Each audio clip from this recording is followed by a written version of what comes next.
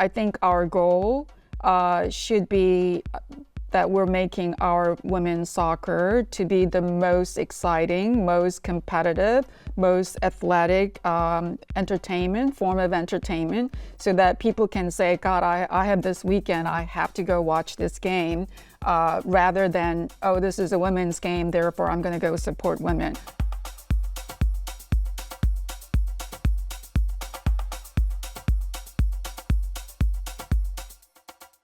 Michele, thanks for being with us today. Well, thank you for having me. So, did you ever imagine being such a public face of women's sports, being this evangelist of it? Never have ever dreamed that I would be where I am today. What do you think the biggest reason to bet on women's sports is? I think it was just the gap between where it was and where it could be. I could very clearly see from the day I arrived, and I was just very surprised that no one has seen it. And I thought that would be just an exciting part in terms of just the whole process, but in the process doing good things and giving all the young girls and of course the current players, but all the young girls and hope and they can achieve their dreams of, if their dreams happen to be playing soccer or football, they can go for it. Between all your club investments, your organization, your $30 million gift to U.S. Soccer, and also the $4 million to USA Rugby, you've been thrust into the spotlight, which is kind of something new for you, and I'm wondering kind of how you've been perceiving that. Yeah, it's all new, and I'm very grateful that I am in a position to do some of the things that I was able to do, and I want to do more. It's certainly new, surreal, but I love the fact that, to some extent, I'm also surprised that I feel like what I'm doing is not at the level of some of the other sports are doing, even one probably fewer zeros than others, but just the response that I get is like, oh my God, I feel like this was not really a lot of money, but just the reaction that I get, that sort of tells you about where we are. So I'm hoping that I could do more and hopefully to move the needle, and it encourages other people to do the same and more. I want to go back to the beginning. You were born in South Korea. What was your childhood like? Tell me about that experience. I was, I guess one could say, a tomboy. I actually loved playing outside and especially with boys in terms of all kinds of sports. And I was a very active child. What were your parents like? I think I owe a lot to them about who I am today. I think that especially in Korea at that time, which was a very traditional society where the girls and women have certain roles and expectations, but my father, who was educated in the United States, basically said, really, there's no difference whether you're a girl or boy. If you have a dream and you work hard, go for it and you'll get there. So it was a very, very encouraging, and of course all the disciplines that I have and the aspirations, and that really came from my parents. You mentioned your dad studied in the US. What prompted your move to the United States?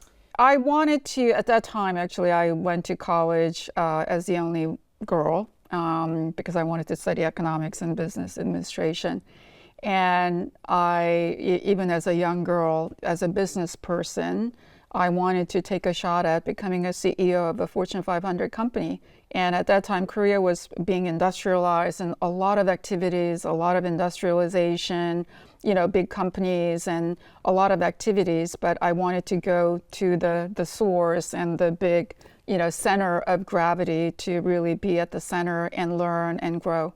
There's a famous story out there about how you convinced your parents to lend you what they were saving for, your eventual wedding to fund the first year of college. How'd you convince that, and how'd you pay the rest of your way through school? Yeah, so at that time, actually, the Korea was going through sort of the initial stage of sort of a democracy, and students were out on the street demonstrating for democracy, and the colleges were shut down, and you get arrested and all that. So my parents were kind of afraid that if I somehow get involved in those movements, then my future will be over. So I kind of took advantage of that and used a little slight threat that if you don't let me go, then who knows what could happen. And I kind of convinced, though, that this is my dream, and let me have a shot at it. You know, in the early phases of your career, you worked at Ernst & Young and Northrop Grumman. I'm curious kind of how that shaped you, what those experiences did for you that kind of led to your success today. Yeah, so when I came out of my MBA program, I had a sort of a 10-year kind of plans. So the first decade I was going to do actually strategy consulting, because I didn't want to go into a Fortune 500 company and just go through finance or sales or HR, but rather I wanted to understand all aspects of the business, how to run a business, and then different industries, because there are different things that you can learn from different industries. So I thought that was the best way for me to get really exposed and learn the depth and width of all the possible business practices and things that I need to learn. And then the second decade, being a great leader is not about how capable you are to build the most sophisticated spreadsheets and models, but rather it's about how to lead people and how to get people, sort of your peers, people who work for you or people who you work for, how do you get them to do what you want them to do, how to lead.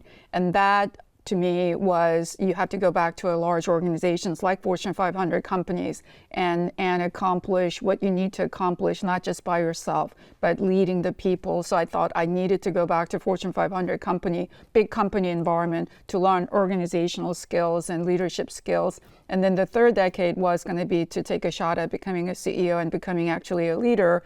And then actually the fourth decade was going to be philanthropy and so forth. So by and large, my actually life, the first 3 decades kind of worked according to my plan. And then here comes the women's sports. Well, like you said, become a CEO, lead a big, powerful company. I want to flash back to when you started doing that in 2008. You created Cognosante, the healthcare tech company. What drew you that industry, and how hard was it to get started, considering that was right on the heels of the recession? Yeah, so I think I'm actually drawn to things that have never been done before, right? Because I think as a newcomer in an established environment, the only way you can actually break into and do something that's really pretty meaningful and move the needle, if you will, is really to go into an industry that is about to be disrupted or that needs to be disrupted, or transformation is very much needed.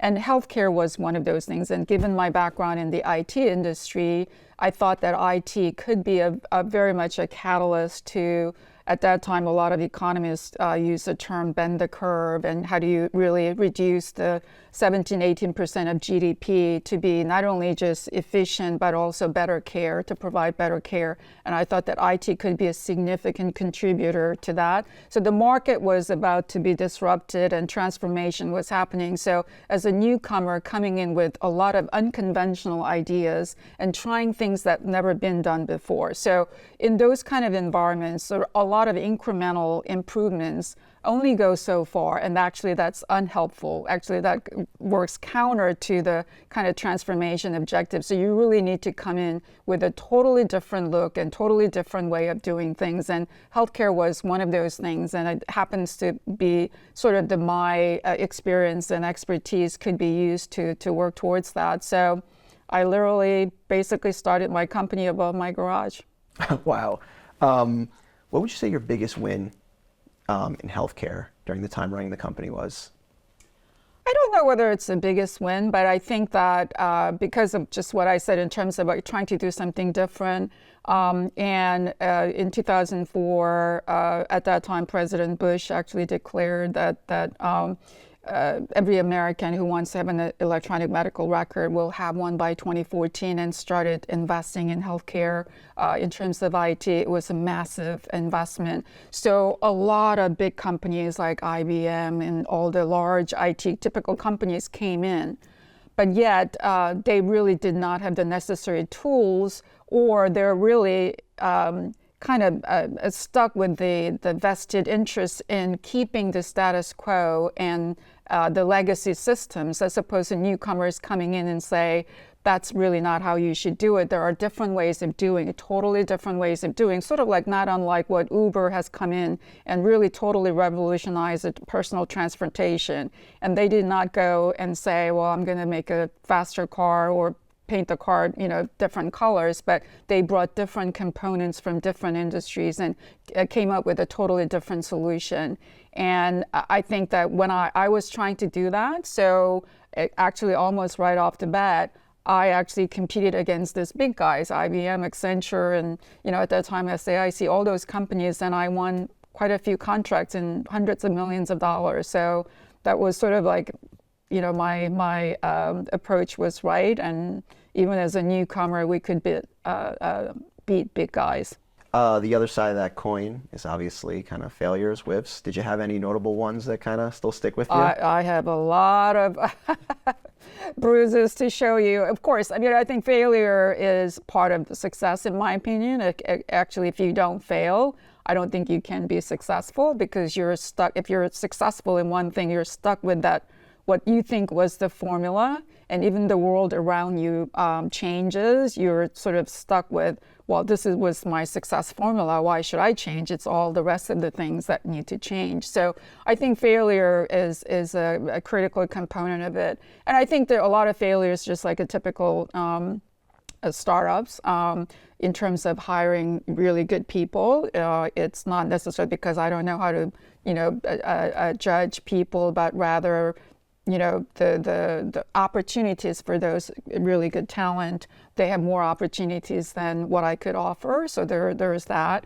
And then there's also, at that time still, I don't know, the younger generation may not understand this, but in old days, there was a sort of a saying that you can't go wrong by hiring IBM, right? Because in terms of responsibilities, it's such a big company and so forth. So they kind of tend to go for bigger name, regardless of the content and solutions that you offer.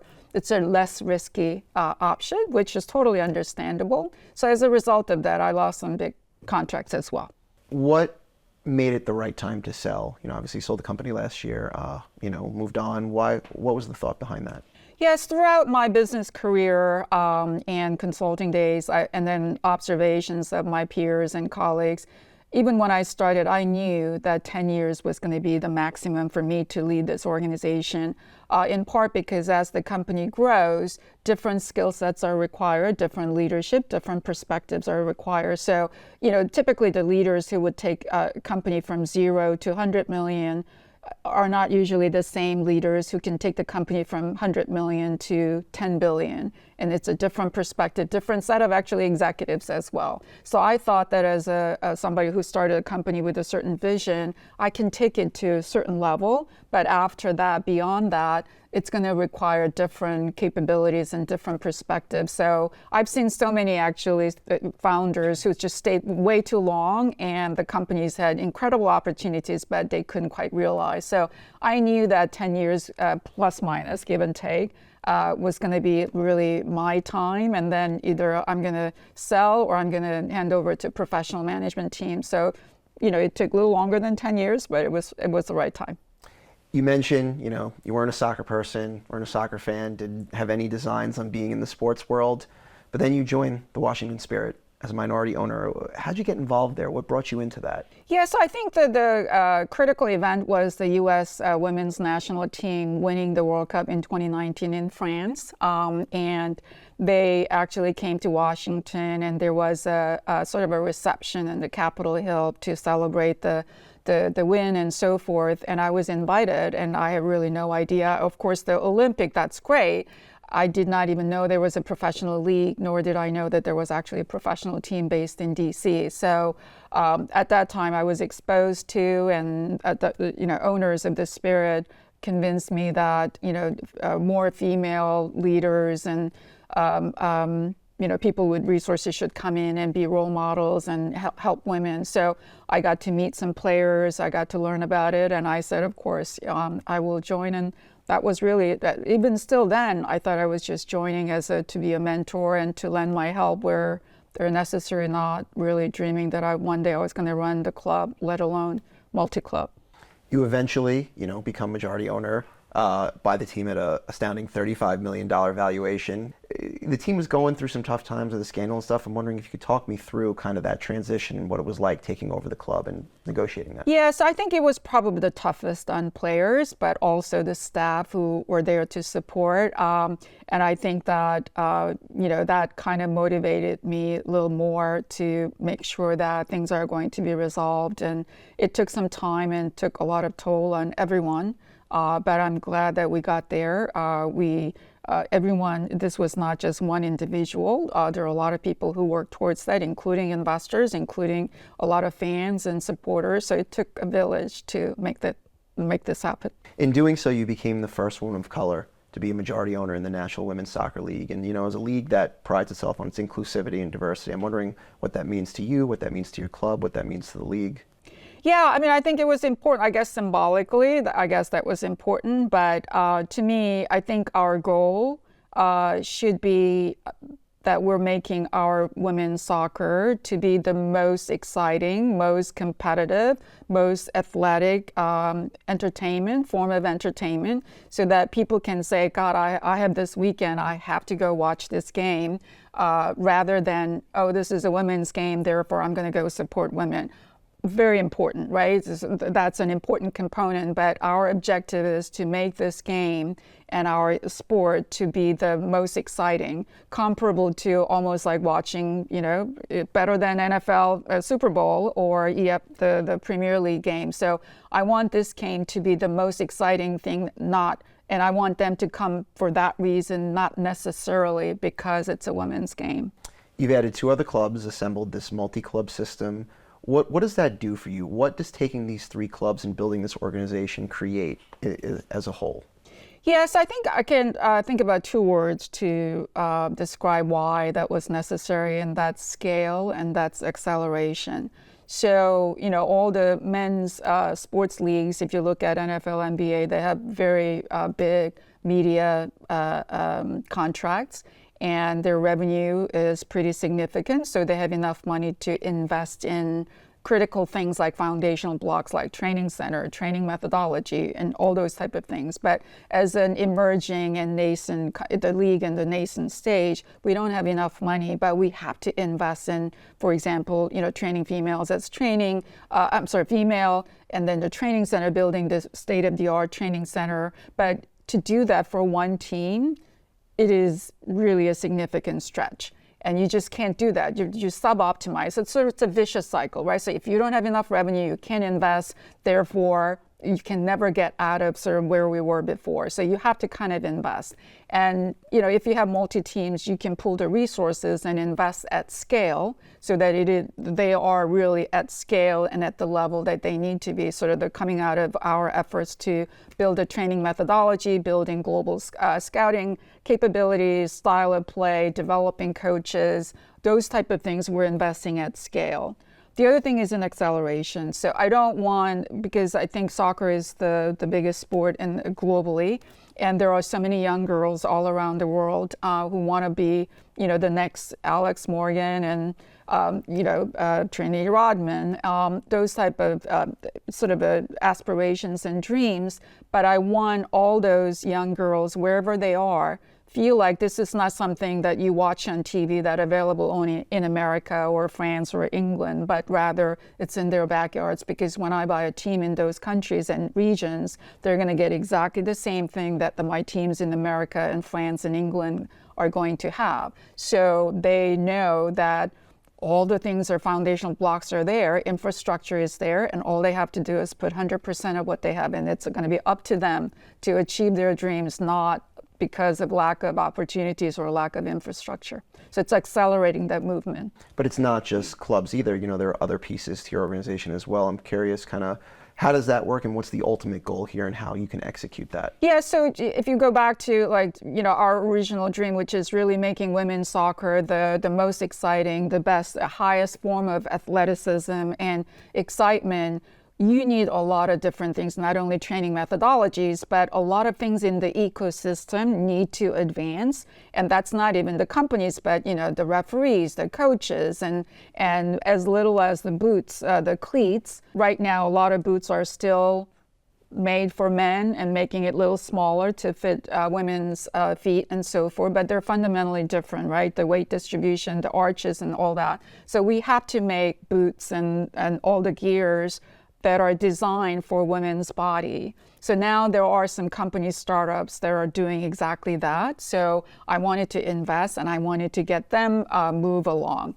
Just Women's Sports is another media organization that only covers media, because one of the reasons why women's soccer has been sort of the best kept secret is because the awareness wasn't there, right? No one was covering it and no one was talking about it. So having this sort of a coverage and storytelling and making this thing really everywhere is very important. So there are now some of the new media companies that are only covering women, so I invested in that. So it's very important that, and then of course IT and analytic tools for soccer and football and women's sports is going to be important, so I'm investing in that. So we really need to, you can't just have a team and say now, this is going to go explode. You need all those components in the ecosystem to move along and advance together. So I wanted to make sure that those are also getting the necessary attention and the resources. For sports teams to make money, it's quite complicated, and obviously many teams lose money. In the case of women's sports, there are critics out there who say it's more of a social cause than a business, and I'm curious what you say to that. Yeah, so I think a lot of people compare us to NFL, NBA, Premier League.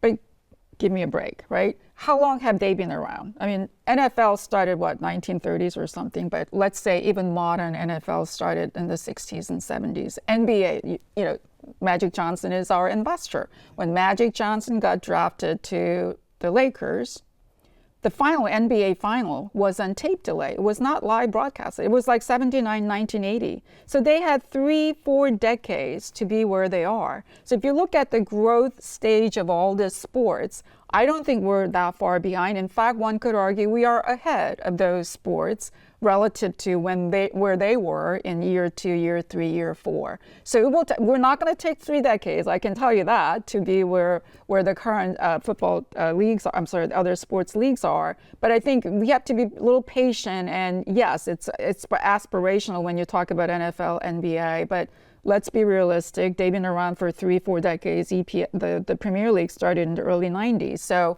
by the time we get to that's a comparable growth stage, we're going to be pretty big. If you look at even a men's sports world, especially without the media contract, the size of the media contract, I don't know how many teams actually, maybe other than NFL, how many teams actually are profitable from just game day operations. So I think we have a plan, we meaning even the Spirit and so forth, without even relying on the big media dollars. We're going to be in pretty good shape in terms of break even and move in that direction. I mean, look at Angel City, right? Their revenue is within 2-3 years, it's just incredible. Yeah. What's the biggest challenge the industry faces, do you think? I think it's the awareness and then really getting our stories out, because I tell my players and my team, we're not just competing against MLS or Premier League. All of us have 7 days, 7 evenings. We're competing for that valuable discretionary time and dollars of every consumer. And they have so many options. It's not just sports, right? You can go see a movie, you can go see Taylor Swift concert, and you can go you can go out, have dinner with your family, you can go visit your parents. So how do you get that mind share and time among so many alternatives? And especially in America, there are more forms of sports, professional sports, including even college, NCAA sports. So how do we make sure that our product is so compelling and our value proposition is so compelling that instead of going out to have dinner or go to Taylor Swift concert, they'll come and watch our game? I think that's actually one of the most important things that we have to solve. But I think we're doing a pretty good job. We sell out now. We routinely sell out, and fans are getting really excited. In Europe, they get like 90,000. Even actually volleyball got 90,000 and so forth. So we're getting there. One thing that people might not know about you is you're a cancer survivor, and I'm wondering how that's given you perspective, especially as you kind of undertake this new endeavor. I think that made me become more driven. So you sort of face mortality and like you're not going to be here forever. So I think it makes you more driven, and I think you have a lot more empathy, and sort of it gives you a different life perspective. So I certainly don't wish that kind of experience on anyone, but it certainly gave me a sort of a wake-up call. What do you want your legacy to be? Well, I mean, I don't know. That sounds like a pretty big word. I mean, I was sort of a little girl who came from Korea, and I thought I was going to take a shot. And so, I mean, just the fact that I'm even talking about the word legacy is surreal. I mean, quite frankly, I don't know what that is. But I hope that in any way, if I was a catalyst for moving certain, the women's sports forward and more people join, and I would love to see women's soccer, especially for now, India and all other women's sports as well, but to become like just shoulder to shoulder with all other male sports categories, that would be great. The last thing I want to ask you, are the Washington Spirit going to win the championship in 2025? Absolutely. Absolutely. Mark my word. Thank you so much for the time, Michele. Thank you.